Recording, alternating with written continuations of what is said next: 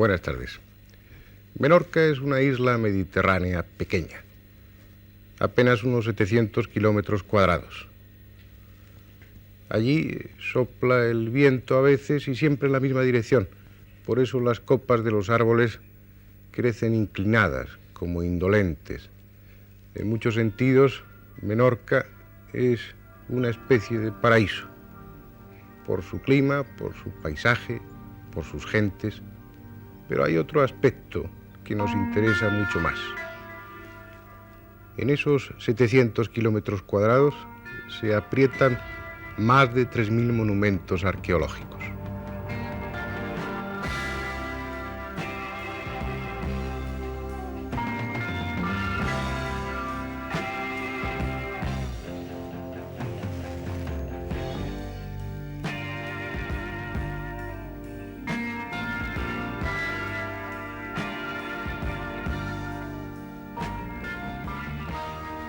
Los naturales de la isla han ido dando nombre a esos monumentos antiguos, cuyo origen es un misterio aún no desvelado. Talayots, menires, taulas, navetas, murallas, poblados, un subsuelo aún por excavar y 1000 leyendas prehistóricas susurradas por ese viento que sopla siempre en la misma dirección. Menorca es parte de toda esa cuenca del Mediterráneo, de esa parte vieja de Europa. En nuestros libros de historia se habla extensamente de Grecia, de Roma, del comercio nacido a impulsos de las velas fenicias. Pero todo ello es el ayer mismo, la página anterior a nuestros días. Cuando los fenicios tendieron la primera vela, o cuando el Partenón apenas era un proyecto, ya se habían derrumbado culturas mucho más antiguas. Muchos de los testimonios en piedra de las culturas mediterráneas viejas yacen bajo las aguas, y su recuerdo ya llegó deformado a los poetas griegos. Es difícil ahora, por tanto, reconstruir la historia, tratar de imaginar las creencias, los conocimientos de unos pueblos que a lo largo de toda la costa bañada por el Mare Nostrum levantaron sus piedras, a veces gigantescas, para dar origen a un rumor histórico, a unas pocas páginas que hablan de estas culturas megalíticas.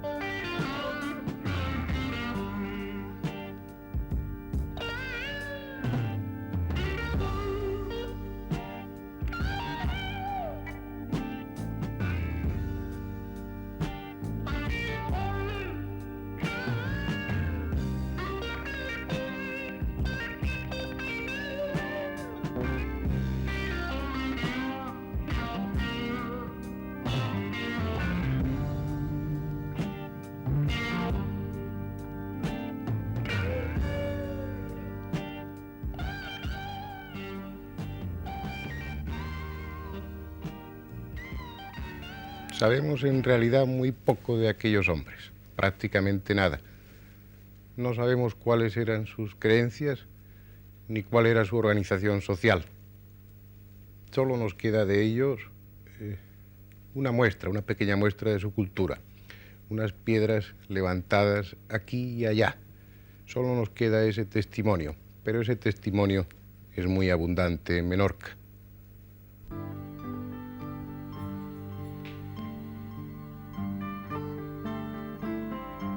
Allí los monumentos megalíticos parecen brotar de la misma tierra con igual naturalidad que crecen los árboles.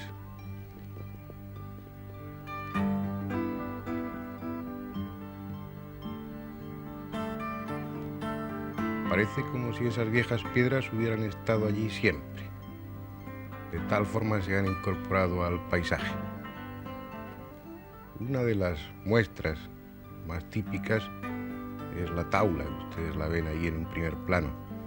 Pero detrás, al fondo, está uno de los monumentos de las construcciones más abundantes, los talayots, unas construcciones cilíndricas o rectangulares de piedras desbastadas o apenas desbastadas.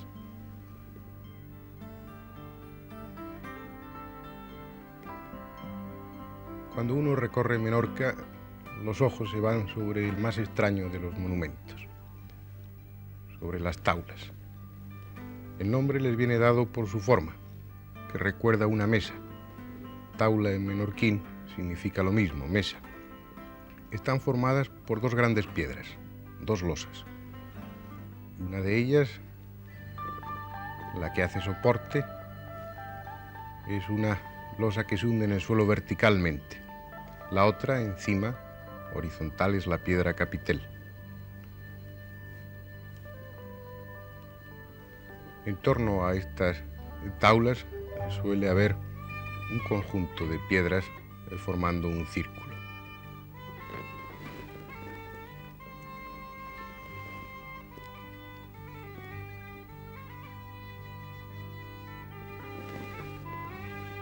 En aquella isla resulta difícil ya saber si una tapia es una construcción reciente o forma parte de todo ese conjunto ciclópeo, megalítico, antiguo. Esta es otra de las navetas mejor conservadas. En su parte posterior ustedes ven la losa vertical, tiene una nervadura y rodeando siempre hay un círculo de piedras. Unas verticales y cerrando el círculo otras piedras más pequeñas, muchas de ellas desaparecidas ya. Así se ve perfectamente el conjunto que formaba la taula con su recinto.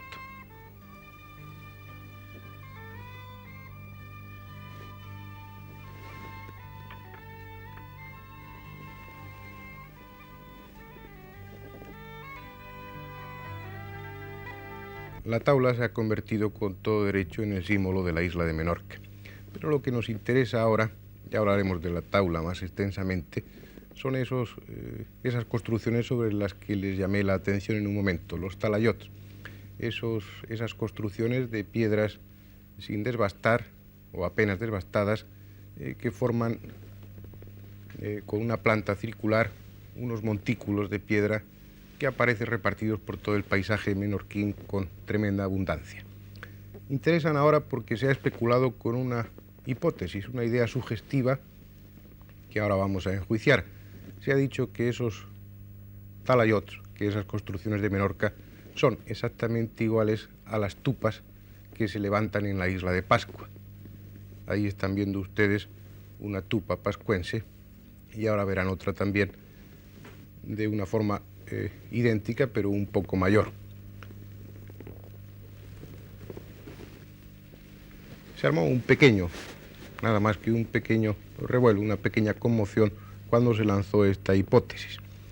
Esta hipótesis establecía una comunicación de algún tipo cultural entre dos puntos tan lejanos del globo como son la isla de Menorca y la isla de Pascua. Ambas, las dos islas, llenas de misterio y con unas piedras apenas explicadas, apenas entendidas. Sin embargo, hay un par de objeciones. Una de ellas es que las tupas tienen una forma circular, sin embargo, los talayots menorquines no tienen siempre una forma circular. Están construidos de distintas maneras, con distintos métodos. Unas veces planta circular, otras veces planta rectangular, unas veces cerrándose por losas en la parte superior y otras veces cerrándose en bóveda falsa. Es decir, escogiendo algunos de los talayos de Menorca, se podría establecer comparaciones con culturas muy diferentes, puesto que hay muchos talayot donde escoger. Y la otra objeción es que el talayot es una forma que podríamos llamar natural de construir. Una serie de hiladas de piedras que se van superponiendo en círculos o en rectángulos cada vez más pequeños. Una forma de construir realmente muy abundante. Si se especula con que los talayos de Menorca se parecen a las tupas de la isla de Pascua, también se podría decir que los talayos de Menorca son iguales a las nuragas que existen en Cerdeña o iguales a muchas construcciones en cualquier parte del mundo, porque esa forma de construir es una forma innata, es una forma lógica, natural, que estaba a disposición de la imaginación creadora de cualquiera de los hombres primitivos en cualquiera que fuese el punto del globo en que su cultura comenzó a desarrollarse.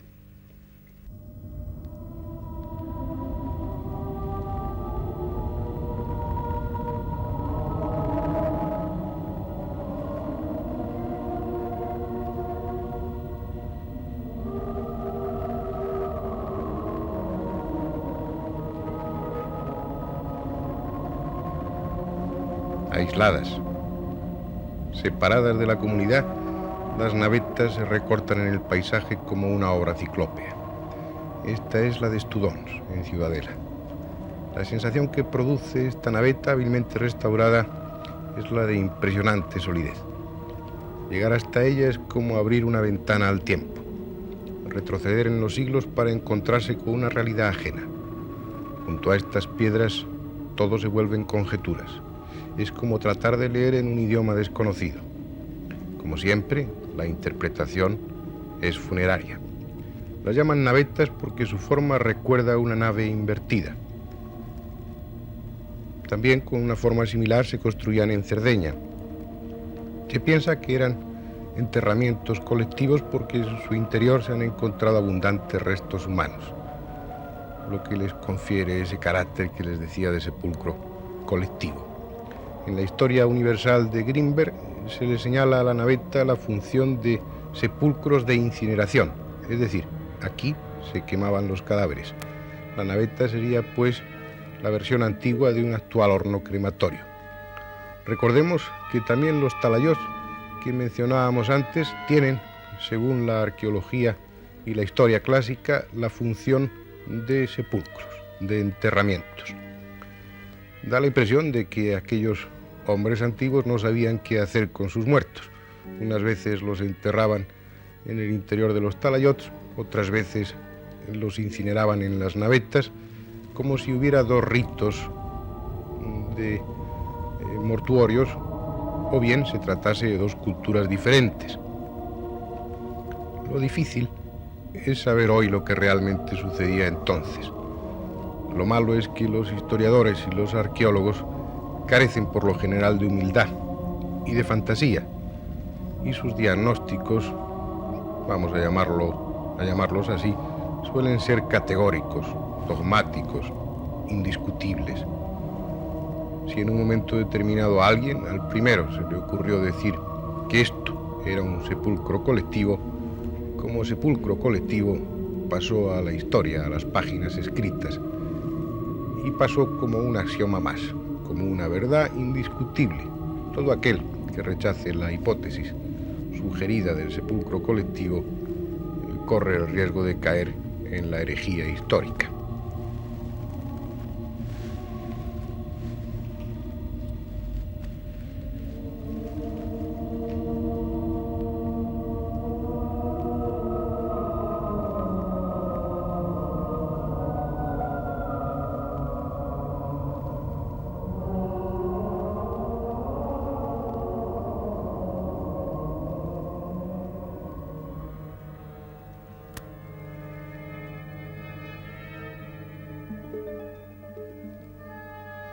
Si las navetas plantean problemas de interpretación, muchos más problemas surgen al tratar de entender las taulas, esos monumentos típicos de Menorca que hemos visto antes y que seguiremos viendo. Unos monumentos formados por dos losas, una losa vertical a la que llamamos piedra soporte, y una losa horizontal apoyado sobre esta, a la que llamamos piedra capitel. Estas taulas aparecen abundantemente también sobre toda la geografía de la isla. Y el problema, como tantas veces, es el pensar, el tratar de dilucidar lo que esas taulas significan, lo que esas taulas representaban para los hombres que las construyeron. La cuestión es en cierto modo aleccionadora, ya que ilustra cómo la arqueología funciona a nivel de hipótesis, y luego estas hipótesis, como decíamos hace un momento, se transforman en verdades indiscutibles, en axiomas que nadie tiene derecho a revocar. La cuestión es que no sabemos para qué servían las taulas. Dicho de otra forma, la pugna se sostiene en este momento entre dos teorías. Una que dice que estas taulas eran una construcción de tipo funcional. Otra hipótesis que dice que estas taulas eran un objeto de culto. Cartelá en 1888 fue el primero en dar a la taula un carácter funcional, y su teoría fue admitida en Europa sin más. No en vano Cartelá era un afamado académico. Luego otros muchos han sustentado la misma hipótesis. Para todos ellos la taula, ese conjunto de las dos losas, sería el pilar central de un edificio abovedado. Un techo de grandes losas se apoyaría sobre ese pilar. Ese pilar que en este caso, casi excepcional, está formado por 3 losas en vez de por 2. Este también es otro caso raro en el que aparece apoyado en la taula, aparece otra pequeña taula. Todo parece indicar que es uno de los pilares que formaban parte del recinto de ese círculo que perdió base y quedó apoyado en la tabla. Otros misteriosos menires parecen contemplar las taulas desde lejos. Taulas, talayot, una serie de construcciones cuya interpretación está desafiando a la imaginación de los arqueólogos. Como les decía, una hipótesis respecto a las taulas es funcional, la otra hipótesis es de tipo religioso. Realmente la impresión que da una taula es la de un altar, una especie de ara en la que podían hacerse algún tipo de sacrificios, algún tipo de cultos. Lo que se opone a esta hipótesis es que las taulas miden bastante altura, generalmente mucho más de 2 metros, y hay muchas de ellas que miden 3 e incluso 4 metros. Difícilmente un sacerdote podía oficiar o hacer sacrificios en ese altar, a no ser que estuviera provisto de una escalera de madera. Ustedes imagínense a un sacerdote de aquella época subido en la escalera y tratando de mantener su dignidad al mismo tiempo que hace equilibrios para no caerse. Además hay algo que debíamos saber por experiencia ya, y es que cuando el hombre antiguo levanta monumentos religiosos del tipo que sean, y el altar, que al fin y al cabo es el medio por el que va a entrar en comunicación con sus dioses, es uno de los elementos religiosos más importantes, siempre que hacía estas construcciones lo hacía con un carácter definitivo.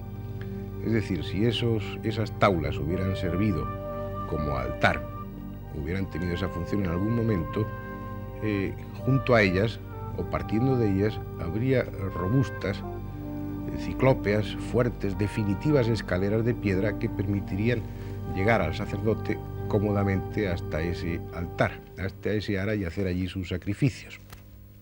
Esa es una de las objeciones que a mí se me ocurren. Da la impresión, al contemplar las taulas, que sí, que pueden ser realmente una especie de altares, pero que intencionadamente están fuera del alcance de las personas y de los animales. Si ustedes se fijan, por ejemplo, en este dibujo, verán que tanto de frente como visto de lado, la taula no permite un acceso hasta la parte superior. Un acceso que estaba imposibilitado seguramente con toda intención. Probablemente, y esta es otra hipótesis, esa losa colocada horizontalmente arriba podría servir como parte del rito funerario y ahí se colocaran los cadáveres para su descarnación, como así sucedía en otras culturas. Y luego después los restos, una vez descarnados, serían bajados y enterrados en las navetas o en los talayós, o quemados en la naveta según otras hipótesis. Teorías no faltan. Una de ellas, y ciertamente curiosa, es la teoría de Mascaró. Mascaró, que ha estudiado con detenimiento estos monumentos de Menorca, ha llegado a la conclusión de que las taulas no son ni más ni menos que parte de un rito o de una religión tejida en torno a la figura del toro. La figura del toro ha sido explotada simbólicamente en muchos aspectos religiosos por muchas culturas, probablemente desde un punto de vista astrológico en la época en la que regía Tauro. Ya saben que estamos entrando en la época de Acuario, que antes fue la época de Piscis, y que los elementos religiosos siempre están en relación con ese ciclo astrológico. En una época determinada, bajo el signo de Tauro, coincidiendo realmente desde un punto de vista histórico con aquella época, había un culto al toro en muchos puntos. Pero en Menorca no lo podemos saber porque no sabemos la antigüedad de esa cultura, la antigüedad de esas piedras. Parecen más recientes que lo que le correspondería a un culto al toro. Mascaró llega incluso a decir que las taulas son ni más ni menos que la representación de un toro, de una forma muy idealizada, de una forma un tanto abstracta.